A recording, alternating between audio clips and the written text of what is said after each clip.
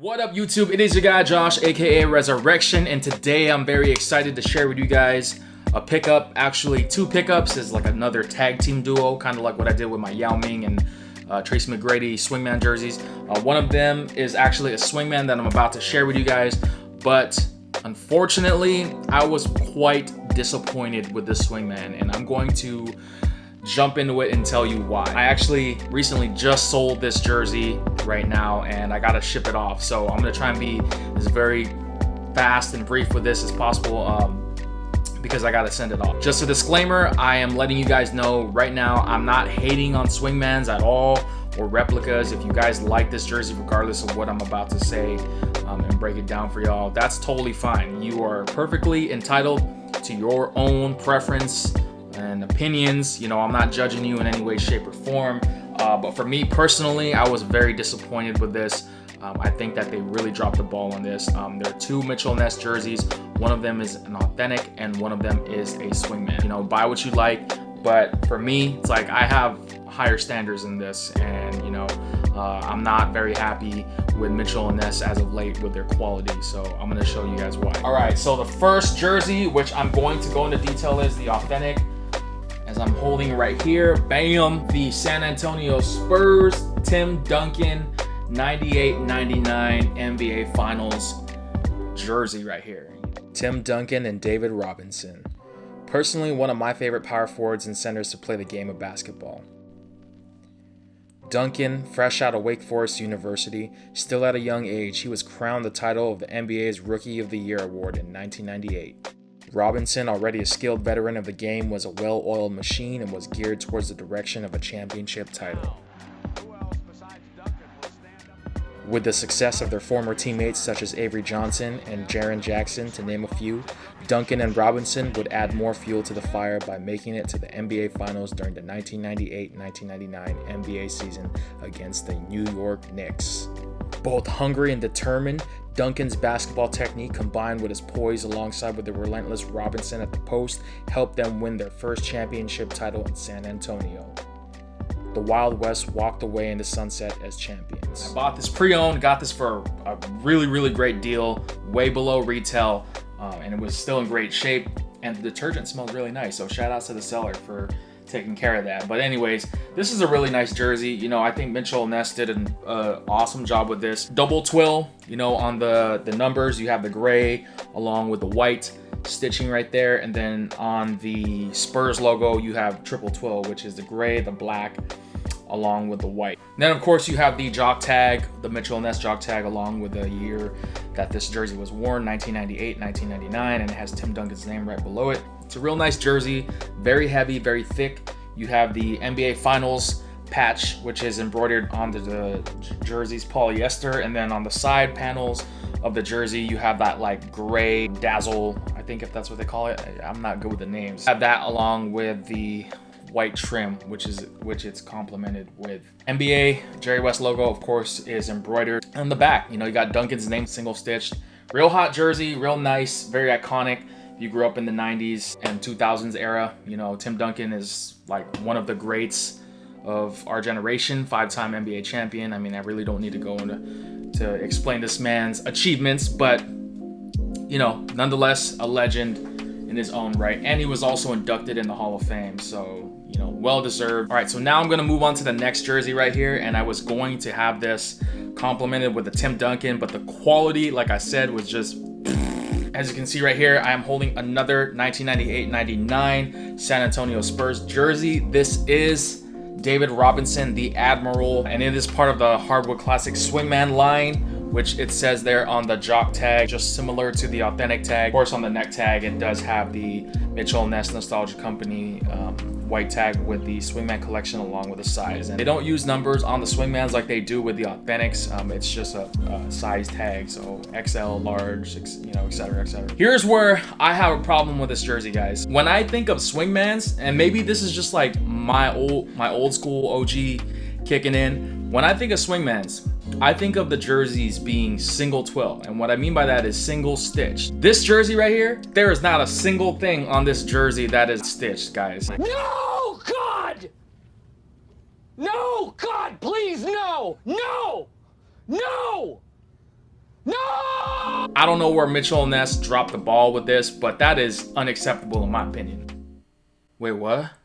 Say that again? Not stitched? Yeah, I'm not stuttering, guys. There is absolutely no single stitching, no twill whatsoever on this jersey. And this is why I was completely thrown off and just turned off with the jersey. I don't know when Mitchell and Ness started doing this, because I know that their Swingman lines, you know, their older runs, like the first runs and stuff, they were single twill, like a traditional Swingman would be.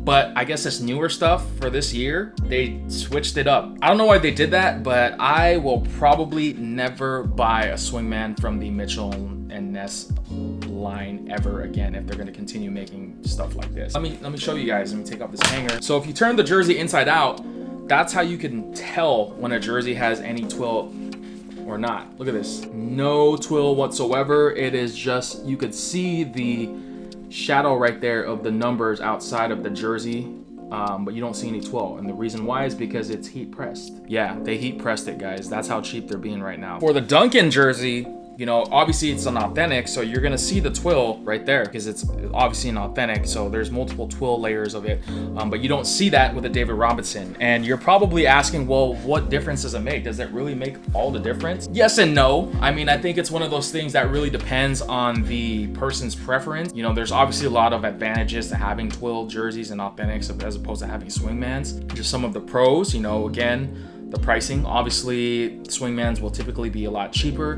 because of the lack of quality that is put into the jersey and fabrics to create it, which makes total sense. And then, of course, it's much more affordable for people. If you look at it from a price aspect, it's so much cheaper to buy a Swingman or even a replica as opposed to an authentic, and some people prefer that. And then you have like the hardcore customers, you know, I guess I'm considered one of them since I like authentics, I don't know. But you know, the authentics are supposed to replicate the actual jerseys that the players wear on the courts, like the type of fabrics used and et cetera, and stuff like that. You know, that's a whole different topic that I'll go into in probably in the near future, but I was not happy with this jersey at all. I had so much high expectations for Mitchell and Ness' Swingman line, and you know, David Robinson, again, one of the greats. You know, he is a legend, a Hall of Famer, and I was just like, how can you guys do David Robinson? How could you do the Admiral dirty like this, bro? Like, for real, like, there's no stitching. And you know what? Here's what makes this jersey even more cheap, in my opinion. You have a NBA logo that is not even embroidered.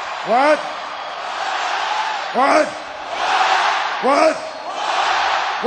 It is heat pressed on, guys. That's how cheap Mitchell and Ness has gone with this jersey, and it's unacceptable. But I don't like it. You know what I'm saying? Like, I'm not happy with it. If it was single twill, I would have been fine with it. I would have kept it and been like, okay, that's cool, you know. But the fact that this whole jersey is heat pressed, to me, no bueno, no bueno. Also, they really hyped up the prices on the Swingmans. I remember like Swingmans used to cost like anywhere from like 75 to like 100, a little over $100, like $110. This jersey retailed for $130, which is insane. I paid nowhere near that.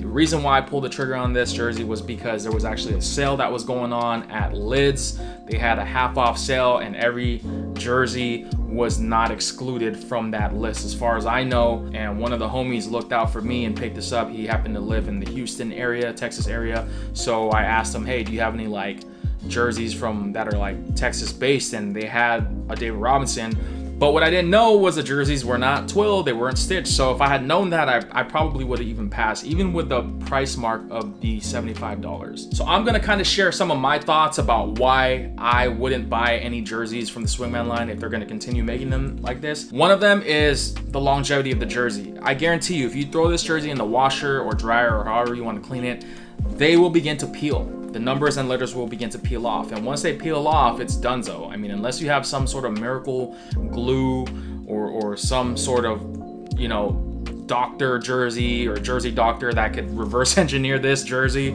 it's not coming back. You know what I'm saying? And you have to really wear this delicately. You know, you have to wear it sparingly, if that's what you want to call it, you know, because for me, it's like, I like to wear my jersey. It's like, yo, like, I want good quality stuff. If I'm gonna put my hard-earned money, if I'm gonna pay hard-earned money for this stuff, I expect the quality to be somewhat above this standard. This is not a golden standard. This is cheap.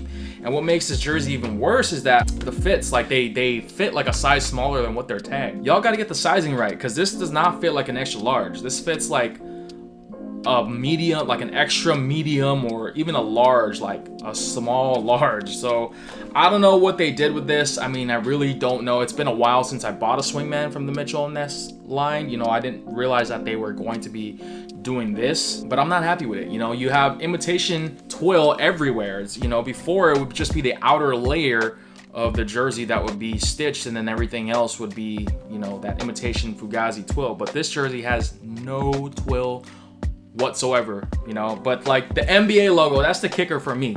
That's the one that really like just kind of turned me off. I'm like, okay, you guys can't even stitch this. This is like a basic. This shouldn't even cost anything. This is like probably like a penny, you know what I'm saying? And they cut back on this too. I know I'm ranting in this video, guys. Please forgive me. I feel like I had to do my due diligence for this jersey community and let y'all know what you guys are buying. Again, you know, I'm not knocking nobody. If you guys don't care about it and you want to buy it, you know, just because it's affordable and it's cheaper than an authentic, then more power to you. I'm not hating or nothing, you know, but I'm just telling you guys from my perspective, for someone who's been collecting jerseys, who has been spending a lot of my hard-earned money, this is not worth $130. As a matter of fact, I don't even think this is worth $75. It's just my opinion.